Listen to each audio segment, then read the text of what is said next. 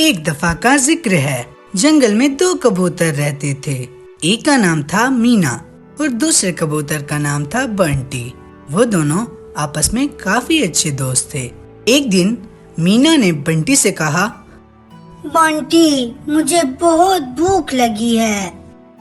بنٹی نے جب مینا کی بات سنی تو وہ مینا سے کہنے لگا، ارے ہاں مینا، بھوک تو مجھے بھی بہت زیادہ لگی ہے، چلو چلتے ہیں اور کچھ کھانے کے لیے تلاش کرتے ہیں۔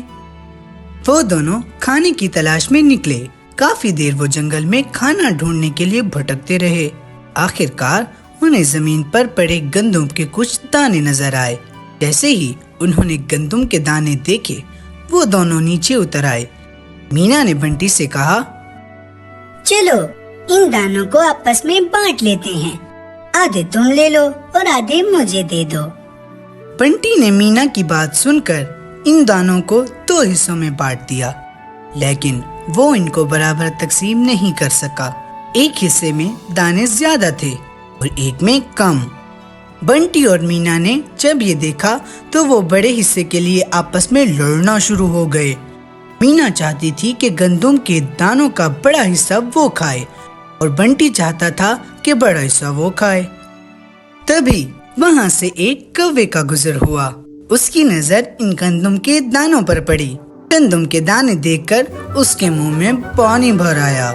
کوے نے بنٹی اور مینا سے کہا، ارے پاگل، اتنی سی بات کے لیے لڑنے کی کیا ضرورت ہے؟ میں ابھی تم دونوں کو اس کے برابر حصے کر دیتا ہوں۔ بنٹی اور مینا کوے کی بات پر راضی ہو گئے۔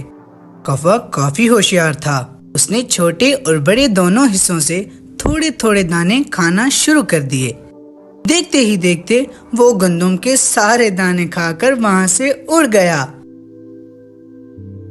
بنٹی اور مینا سب دیکھتے ہی رہ گئے۔